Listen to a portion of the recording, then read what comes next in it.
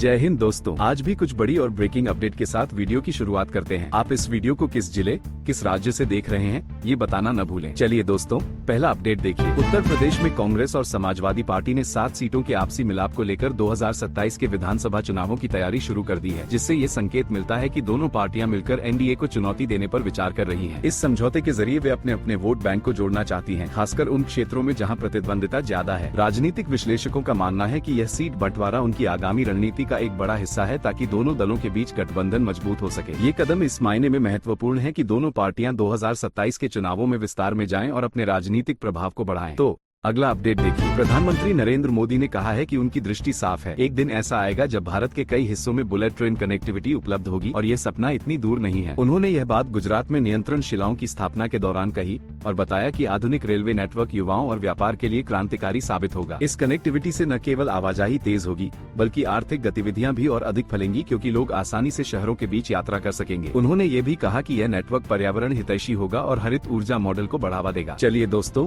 अगला अपडेट देखिए। उत्तर प्रदेश के पूर्व मंत्री आजम खान और उनके बेटे अब्दुल्ला को 7 वर्ष की सजा सुनाई गई है, जिससे उनके राजनीतिक भविष्य को एक बड़ा झटका लगा है और उनके समर्थकों में निराशा देखने को मिल रही है। कोर्ट ने उन पर अप्राकृतिक संपत्ति और गैरकानूनी आर्थिक लेन देन के आरोपों के आधार पर सजा दी है और अब उनकी कानूनी लड़ाई और भी कठिन हो गई है। इस फैसले से ये भी साफ हुआ है कि भ्रष्टाचार और अनियमितता की जांच में न्याय तंत्र ने ठोस कदम उठाए हैं। दोनों अभियुक्तों ने अपील की संभावना जताई है, लेकिन उनका मुकाबला अब लंबे न्यायिक सफर में बदल गया है। चलिए दोस्तों, अगला अपडेट देखिए। राष्ट्रीय समाचार यह है कि सऊदी अरब में हुए सड़क हादसे में हैदराबाद के 18 सदस्यों वाली एक परिवार पूरी तरह से तहस नहस हो गया, जब उनके वाहन और एक बस टकरा गए और यह हादसा तीव्र रफ्तार व ट्रैफिक नियमों की अनदेखी का नतीजा माना जा रहा है। घायल परिवार के सदस्यों को स्थानीय अस्पतालों में भर्ती कराया गया है और भारत सरकार द्वारा उन तक तुरंत सहायता पहुंचाने का आदेश जारी किया गया है। ये घटना देश में प्रवासी समुदाय की सुरक्षा, सड़क सुरक्षा नियमों की प्रभावशीलता और विदेश में भारतीय नागरिकों की दैनिक चुनौतियों पर नए सवाल खड़े करती है। राहत और पुनर्वास की प्रक्रिया पहले ही शुरू हो चुकी है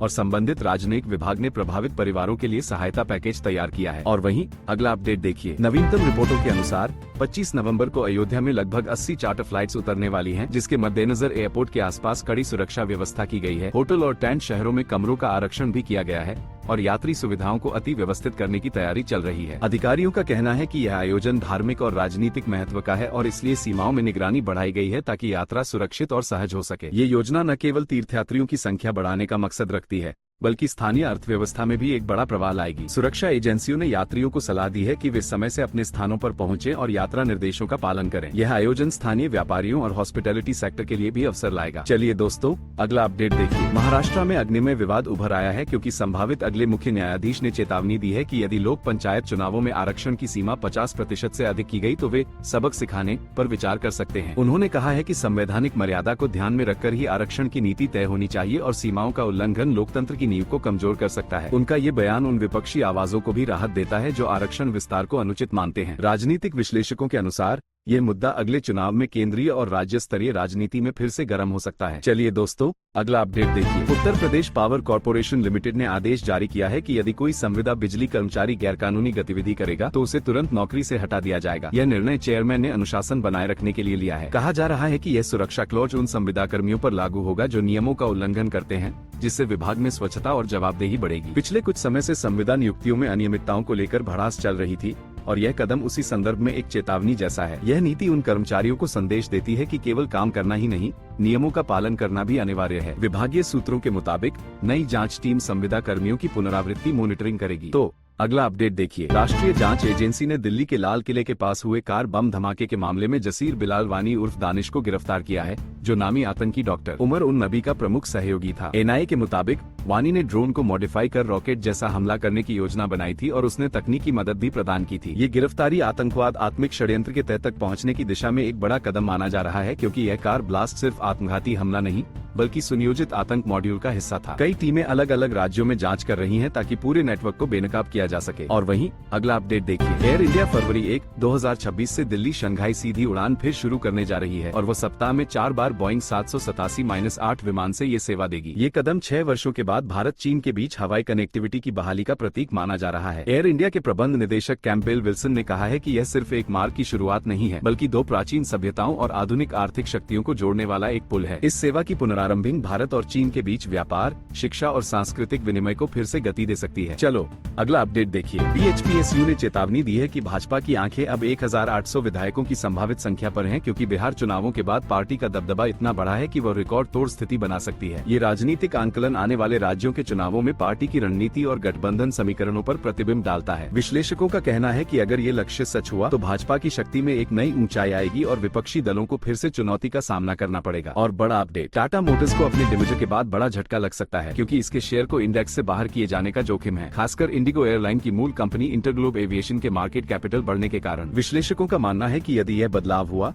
तो टाटा मोटर्स को लगभग 2200 करोड़ रुपए की आउटफ्लो का नुकसान हो सकता है, जबकि इंडिगो को लगभग 3100 करोड़ रुपए का इनफ्लो मिलने की उम्मीद है। फिर से एक अपडेट देखिए दोस्तों, रेलवे भर्ती बोर्ड ने जूनियर इंजीनियर पदों के लिए 2549 रिक्तियों की घोषणा की है और अब ऑनलाइन आवेदन की प्रक्रिया शुरू हो गई है। पात्रता, आयु सीमा और वेतनमान की जानकारी भी जारी की गई है, जिससे युवा इंजीनियरों को सरकारी नौकरी का सुनहरा मौका मिल रहा है। इस भर्ती से इंजीनियरिंग स्नातकों को राज्य स्तरीय विकास परियोजनाओं में शामिल होने का मार्ग खुलेगा। और नवीनतम अपडेट, उत्तर प्रदेश में बोर्ड परीक्षा देने वाले छात्रों के लिए एक नई व्यवस्था लागू हुई है। ऑनलाइन सेंटर निर्धारण प्रक्रिया शुरू की गई है, ताकि विद्यार्थी अपने परीक्षा केंद्र का चुनाव घर बैठे कर सकें। इससे छात्रों को सुविधा होगी और प्रदर्शन केंद्रों की बेहतर समायोजन की जाएगी। इस कदम से परीक्षा प्रबंधन में पारदर्शिता बढ़ेगी और लिफ्ट लॉजिक को आसान बनाया जाएगा। चलिए दोस्तों अगला अपडेट देखिए। सपा सांसद डिम्पल यादव ने आरोप लगाया है कि बिहार में एसआईआर की प्रक्रिया का दुरुपयोग किया गया और कई वोट काटे गए हैं। उन्होंने कहा कि यह रणनीतिक शून्यकरण की तरह है और भाजपा ने इसे जीतने का तरीका बनाया है। वो मैनपुरी में एक निजी कार्यक्रम के दौरान ये बात कह रही थी और उन्होंने इसे लोकतंत्र के लिए एक बड़ा खतरा बताया। इसके अलावा डिम्पल ने ये भी उठाया कि उनकी पार्टी ने हजारों एफिडेविट चुनाव आयोग को सौंपे हैं, जिनमें मतदाता ये शपथ ले रहे हैं कि उनके वोट गलत तरीके से काटे गए। तो अगला अपडेट देखिए। उत्तर प्रदेश सरकार ने मखाना की खेती को बढ़ावा देने का निर्णय लिया है और इसके लिए 18 करोड़ रुपए की योजना तैयार की है, जिसमें किसानों को प्रशिक्षण और तकनीकी सहायता दी जाएगी। ये कदम राज्य में जल आधारित खेती को मजबूत करने और ग्रामीण किसानों की आय बढ़ाने की दिशा में है। नोडल अधिकारी के रूप में उद्यान और खाद्य प्रसंस्करण विभाग को नामित किया गया है और एक समर्पित टीम मखाना उत्पादन को बढ़ाने पर काम कर रही है। इससे किसानों को एक नई कमाई की दिशा मिलेगी और पारंपरिक जल फसल की खेती को बढ़ावा मिलेगा। और वहीं अगला अपडेट देखिए। उत्तर प्रदेश के आजमगढ़ में सरकार ने मरीजों के यात्रा खर्च को वापस देने का ऐलान किया है, ताकि दूरदराज इलाकों के लोगों को इलाज के लिए आने में आर्थिक बोझ न झेलना पड़े। ये सुविधा उन मरीजों को मिलेगी जो अस्पतालों में इलाज कराने के लिए लंबी दूरी तय करते हैं और इसका मकसद स्वास्थ्य सेवा में समानता और पहुँच को बढ़ाना है। स्थानीय अधिकारियों ने ये कहा है कि यह कदम गरीब और पिछड़े वर्गों के लिए राहत का काम करेगा। चलिए दोस्तों अगला अपडेट देखिए। लखनऊ में युवाओं को स्वरोजगार की दिशा में आगे बढ़ाने के लिए एक नई स्कीम तैयार की गई है, जिसमें युवा उद्यमी योजना के तहत उन्हें चेक दिए गए हैं, लेकिन डीएम की जमकर फटकार के बाद वितरण प्रक्रिया में तेजी लाने का निर्देश मिला है। ये पहल उन युवा उद्यमियों के लिए है जो अपना व्यवसाय शुरू करना चाहते हैं और जिनके पास संसाधन सीमित हैं। योजना के अंतर्गत मिलने वाली आर्थिक सहायता से छोटे स्तर पर स्टार्टअप और व्यापार की शुरुआत को बढ़ावा मिलेगा। तो अगली खबर देखिए। उत्तर प्रदेश सरकार ने ग्लोबल कैपेबिलिटी सेंटर नीति को प्रमोट करने का फैसला किया है, जिसके तहत बहुराष्ट्रीय कंपनियों को राज्य में सेंटर खोलने के लिए प्रोत्साहन दिए जाएंगे। सरकार का उद्देश्य है कि बैक ऑफिस और अन्य डिजिटल सर्विस सेक्टर में नई नौकरियां लाना और विदेशी निवेश को आकर्षित करना। लखनऊ में पहले ही कुछ कंपनियों ने इस अवसर का फायदा उठाने की संकेत दिया है। यह नीति युवा इंजीनियरों और प्रोफेशनल्स के लिए रोजगार के नए दरवाजे खोल सकती है। चलो एक और अपडेट देखिए। उत्तर प्रदेश सरकार ने 1000 निर्माण श्रमिकों को इजराइल भेजने का कार्यक्रम शुरू किया है, ताकि वहां उन्हें बेहतर नौकरी के अवसर मिले, खासकर पटरी बनाने, मजदूरी और अन्य मैनुअल कार्यों में। ये कदम उन मजदूरों को आर्थिक स्थिरता देने की दिशा में है जो सीमित अवसरों के कारण पलायन करते हैं। इस योजना के तहत सरकारी और निजी साझेदारी के माध्यम से श्रमिकों को प्रशिक्षण,